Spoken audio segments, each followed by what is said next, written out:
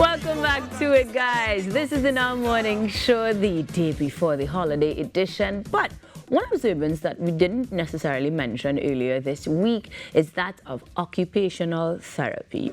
It is celebrated all month long and in Trinidad apparently for the year. So to tell us more and why, we are joined by Priya Gomez Mara, the occupational therapist of the morning, and Kamaralani Tardat, the chair of the Trinidad and Tobago Occupational Therapy Association. Ladies, good morning and welcome. Good morning and thank you for having us. It is absolutely necessary because who knew that we had so much to celebrate on the matter of occupational therapy. I'm going to start with you, Priya, because I know what it means because I know you. But there are many persons that don't realize how important and integral occupational therapy is. So who is an occupational therapist and what do they do? All right, so an occupational therapist is a healthcare professional who works with persons of all ages. So from toddlers all the way to hospice care. We work with a variety of diagnoses. So orthopedic, neurological, sensory, mental health. So your occupations in this instance don't necessarily refer to the job that you get paid for, right, but anything that occupies your time. So we look at activities of daily living, your job duties, and hobbies. So if you have any illness or disorder that is going to impair your participation in your occupations, that's where we come in. So it's preventative, it's rehabilitative. We provide adaptive equipment, we modify how you might do something so that you can still have some dignity, some quality of life, some independence. This sounds all-encompassing and integral to regular function. So it makes sense that we do have an association, but as chair, I'm sure you can give us some more insight as to the celebrations or observances, since we're looking at 20 years of occupational therapy existing in Trinidad and Tobago, yes? Yes, so the association was founded in 2004, and today we've grown to having 39 members, and we have done a number of activities to celebrate our anniversary and also Occupational Therapy Day. So we started on Friday. We collaborated with the Public Sector Occupational Therapy Department in Trinidad, which is where occupational therapy was founded in the public sector in Trinidad. So we wanted to give back. And so we had a concert for the patients, and Ruckus was there last year. He donated his time and talent. Nice. And so that was really excellent. We were able to also make an impact clinic-wise and in terms of equipment and supplies to the department. We did a supplement on Sunday, so we reflected on the history of the association, and I hope people were able to see that in The Guardian. We also had a number of articles that show the range of occupational therapy, and we hope that people were able to gain some information from that. So we covered a number of topics like menopause, non-communicable diseases, enhancing intimacy, and just showing the range of how occupational therapy can positively impact your life and your loved ones' lives. We also had a family day. We wanted to focus on building that camaraderie between members, and then we're also having an award ceremony where we're going to be reflecting on the past as well and on the many accomplishments of the association. There are many, many accomplishments, and I'm sure you can speak to Priya, just because when we talk about occupational therapy, from the number of things that you covered, your day-to-day integration, there's quite a lot to do. Yeah. But if we're talking about an association that has been there for the last 20 years and we have 39 persons, do we have room for more? Is there a need for more? Is there the opportunity and the facilities to teach more of occupational therapy as well? Definitely. I mean, when I first came home 15 years ago, we probably had about maybe 5 or 6 occupational therapists. And so we've seen that growth in the last 5 to 6 years, especially because we do have a program at the University of Southern Caribbean. So I think we've graduated maybe about 27 occupational therapists in the last 5 to 6 years. So that speaks to the volumes of the association, because the association would have supported the implementation of this program locally.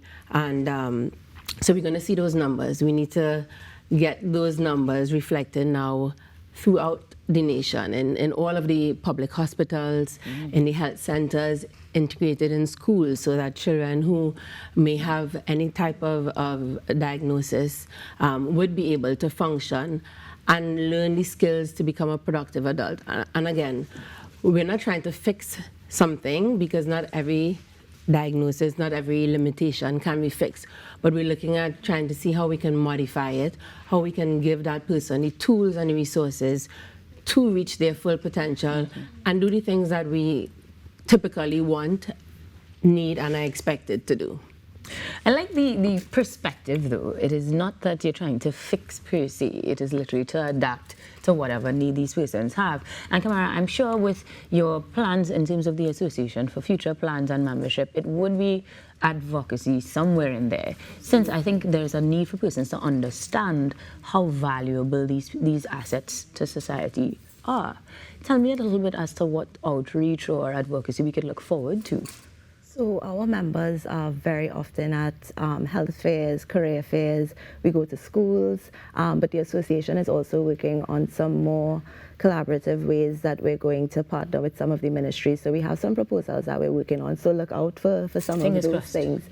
But we are always partnering with different companies, different associations would reach out to us to speak at different events. So you can reach out to the association. We're very active when it comes to advocacy, and we really put an emphasis on advocacy and education, and also supporting the education of occupational therapists. So you can also look out for our student bursary.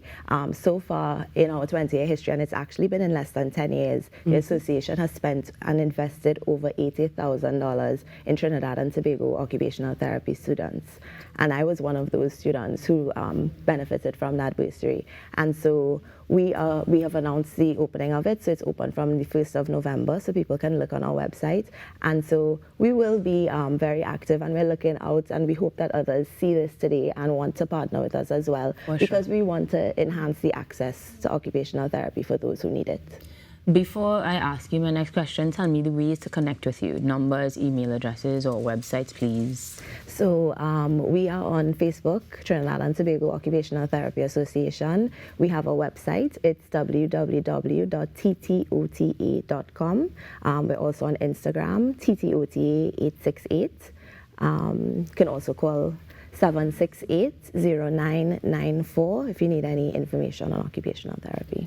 And speaking of needing that information, if somebody looking on is not sure how exactly you may want to or need to integrate occupational therapists into your lives, do you need to be a member of the association to come in to get information or forums and access things firsthand? Absolutely not to access information. So our members are generally occupational therapists in the association, but in order to access information, absolutely not. So we want people to come to us to find out. Our members will try to find the best fit for you as well, because it's not always just based on location. Sometimes it's personalities as well. It's skill sets. Some people may have specialty areas, so like feeding or different techniques that they may have additional training in. So we want people to come, and we will help to match you. We will help to match you with other healthcare professionals that you might have referrals to, so like speech language pathologists. We work closely with them as well, physiotherapists, so we may recommend other services for persons as well. But for information, absolutely reach out to us. We love, Priya's always on some media tour right now, giving information. Okay. You know, any I wonder why. opportunity I get to talk about this profession that not many people know about, I take that opportunity. I did not know about it before I went to the States to pursue my tertiary education. So any opportunity we get, but I also wanted to just state, you know, it's really important that you need to be licensed to practice in Trinidad and Tobago, and physical therapists, speech therapists, occupational therapists, we have to be licensed with the Council for Professions Related to Medicine. So anybody who's seeking the services of an occupational therapist, we have to renew our license every year. So you should be able to see a practice certificate that has a registration number, their name, to make sure that you are getting these services from a qualified and registered licensed occupational therapist. Important things. I'm very, very thrilled that you all came in this morning and gave us this insight, and I hope it sparks conversations in the home, in the office, in the school, so that we can make the most of of our professionals here in Trinidad and Tobago that are doing an exceptional job, if I may say so myself. Thank you. Thank you very much for joining us this morning. Ms. Priya Gomez-Mara, the occupational therapist on set with us today, along with Kamaralani Taradat, the chair of the Trinidad and Tobago Occupational Therapy Association. Ladies, have a fantastic morning, and for those of you watching on, you can find more information online, but for now, stick around. The Now Morning Show continues after these messages.